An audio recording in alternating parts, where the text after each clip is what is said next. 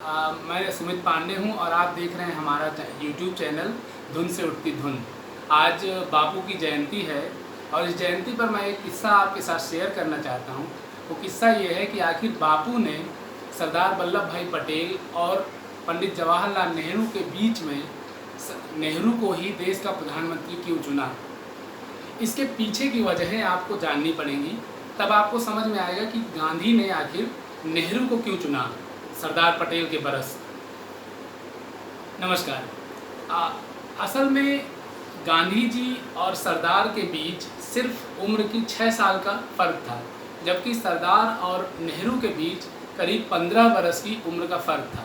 ये फ़र्क मैं इसलिए बता रहा हूँ कि इससे भी हमारे देश में अनुभव को वरीयता दी जाती है और अनुभव के मामले में भी सरदार जवाहरलाल नेहरू से ज़्यादा थे। बात 1928 की है और तब तक देश में सरदार वल्लभ भाई पटेल को सरदार की उपाधि मिल चुकी थी और बारदोली जो सत्याग्रह हुआ था उसमें सरदार गुजरात के सरदार से देश के सरदार बन गए थे और तब तक वो गांधी के पक्के भक्त हो गए थे, क्योंकि गांधी तब तक असहयोग आंदोलन और सत्याग्रह ये दोनों आंदोलन चलाकर देश के ही नहीं पूरे दुनिया की नज़रों में महात्मा गांधी आ चुके थे और अंग्रेज़ों के खिलाफ एक बड़ी अहिंसात्मक लड़ाई के नायक बन गए थे। सरदार पटेल और नेहरू को चुनने की जो बात है, जो किस्सा मैं आपसे शेयर करना चाहता हूँ, वो ये है कि सन 1946 में जब अंग्रेज़ों ने भारत को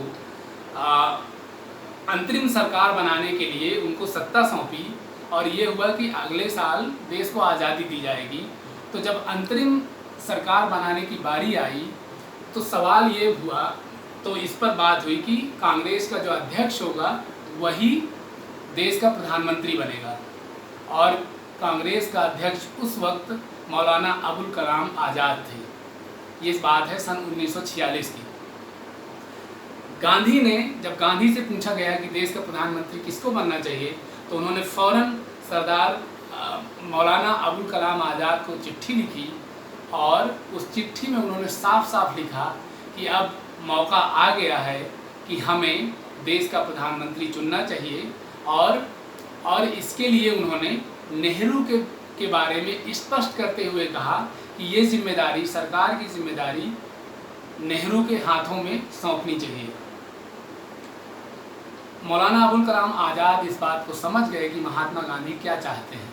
उन्होंने अध्यक्ष पद से इस्तीफा दे दिया और कांग्रेस की कार्य समिति की बैठक बुलाई गई। इस बीच में आपको एक चीज़ ये बता दूं कि महात्मा गांधी वो हस्ती थे जो 12 साल पहले ही कांग्रेस की प्राथमिक सदस्यता से इस्तीफा दे चुके थे, लेकिन जब देश के प्रधानमंत्री चुनने की बारी आई तो सारा पूरा देश जो है महात्मा गांधी की तरफ देख रहा था और महात्मा गांधी ही ये बात कर रहे थे।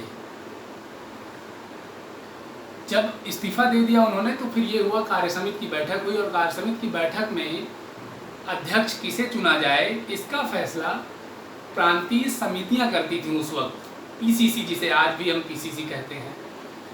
तो 15 कमेटियां थी देश में, 15 में से 12 कमेटियों ने सरदार वल्लभ भाई पटेल के नाम पर मुहर लगाई, जबकि 3 कमेटियों ने पट्टाभी सीतारमैया और एक अन्य नेता पर मुहर लगाई। किसी भी कमेटी ने जवाहरलाल नेहरू के नाम को प्रस्तावित नहीं किया अध्यक्ष पद के लिए। फैसला अब कमेटियों की सारी रिपोर्ट गांधी जी के हाथों में थी और गांधी जी जानते थे कि अगर यहाँ ये नहीं हुआ तो नेहरू को देश का प्रधानमंत्री नहीं बनाया जा सकेगा। उन्होंने, और ये तय हो गया था कि सरदार पटेल ही अध्यक्ष बनेंगे। उन्होंने सरदार पटेल, जेबी कृपलानी जो उस समय कांग्रेस के महासचिव थे, उन्होंने एक पत्र लिखा और गांधी जी को पहुंचाया कि इस तरह की स्थितियां बनी हैं। गांधी जी ने सरदार पटेल को लिखा कि आप जो है